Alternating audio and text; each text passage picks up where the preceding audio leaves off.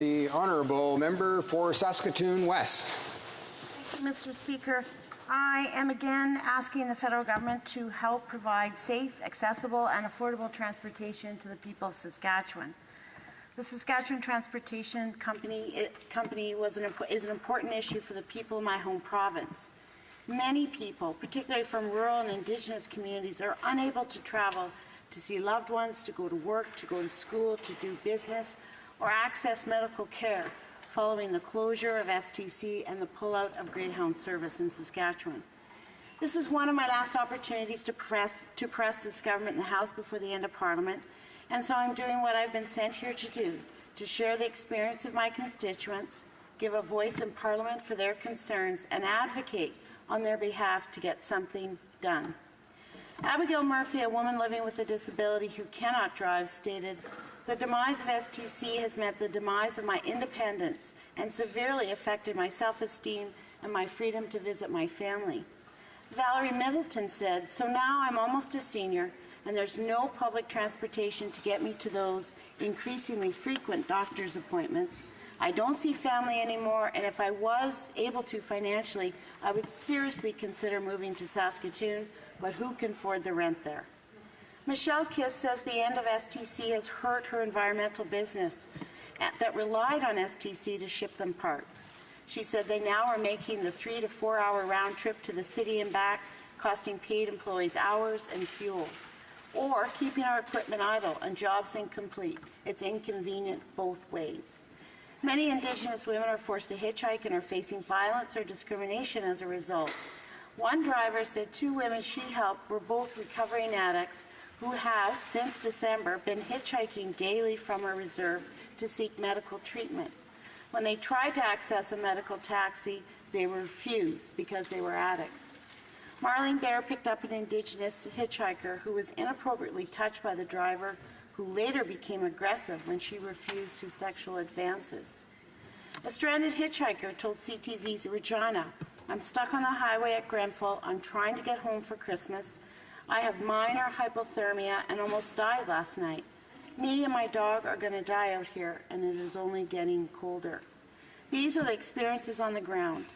People from Saskatchewan are isolated from family, can't access medical treatment, are losing business, face discrimination, harassment, and potentially death while trying to travel between communities.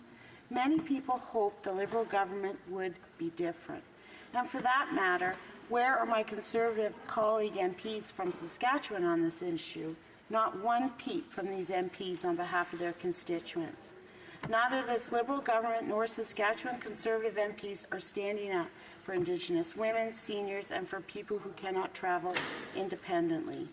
The half-hearted measures, rhetoric, and proverbial passing the buck the people of Saskatchewan get from this Liberal government, and the silence from elected Saskatchewan Conservative MPs is exactly the lack of leadership that led to the crisis on BC highways we have now come to know as a highway of tears.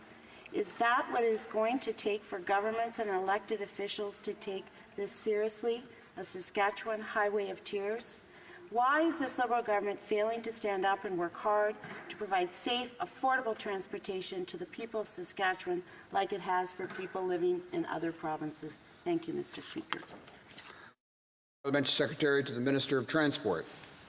Mr. Speaker, we recognize the seriousness of the issue of reduced intercity bus service in Western Canada as a result of Greyhound's exit and have offered funding to help address this problem. I appreciate greatly the specific constituent concerns that was just raised by my friend, the member opposite, and I encourage her and hope that she will share those stories with the Premier of Saskatchewan as well as the elected Conservative members in her province. However, our government needs to reiterate that it is the responsibility of provincial governments to economically regulate and support intercity bus services as they see fit. In fact, federal money is on the table, and the member opposite's provincial Conservative government is refusing to use it to help the people of Saskatchewan. Saskatchewan need only look to my province, British Columbia, who has already stepped forward and shown their willingness to partner with us to support intercity bus services within the province of British Columbia. Should the Saskatchewan government move to offer funding for a bus service to fill the gaps left by Greyhound, the federal government will be there to support them. In terms of the transportation needs of Indigenous communities, as part of our October 31st announcement, we announced that we would offer to direct support to Indigenous communities who would want to launch a new service to meet their community's needs. It is important to reemphasize that private sector operators have taken substantial steps to expand their operations in light of Greyhound's exit, including in Saskatchewan.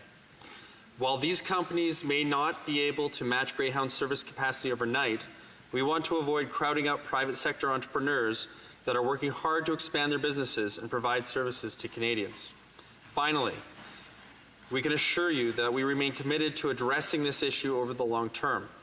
We believe that the immediate funding will address the urgency of this issue. However, it is essential to come up with a substantial, innovative, and stable solution that works for an industry which has seen considerable long-term decline. We look forward to developing a long-term solution, and I appreciate this member's willingness and ability to bring the realness and the seriousness of this situation to this House. Thank you, Mr. Speaker. Honourable member for Saskatoon West. Thank you, Mr. Speaker, and I want to thank my honourable colleague for his comments, and we've had this conversation in this House. But I do want to reiterate that I really feel the federal government has offered, what the federal government has offered is too little too late. It's been a short-term half measure to what is an issue of equity and safety for the people of Saskatchewan. The private sector has not stepped up and will not step up. This Liberal government is doing what many governments, Liberal and Conservative, have done before. When the going gets tough, when people really need their help, they throw up their hands, they say they've tried, they blame it on everyone else and walk away. I do want to thank the people that shared their stories. I want to thank my constituents, Stephanie Sidia, and the University of Regina professors, Cindy Hansen, Joanne Jaffe, and all those who have shared their struggles and stories about the loss of transportation through STC and Greyhound. I want them to keep up this work, keep the pressure on the government, and I'm on their side. Thank you, Mr. Speaker. The Honourable Parliamentary Secretary. Mr. Speaker, no relationship is more important than between the Government of Canada and Indigenous peoples. And like our government, the provinces and territories have a lead role in this area. With that being said, we recognize the impact these reductions have had on Indigenous communities, and we prioritize the safety of Indigenous peoples. That is why we announced that we would provide support to Indigenous communities affected by Greyhound's reductions. This support would be provided directly to Indigenous communities and thus would not require a cost-sharing partnership with the provinces. It's something that can be acted on now. We will continue to work with the provinces and territories over the next year to develop longer-term solutions to the intercity bus reductions.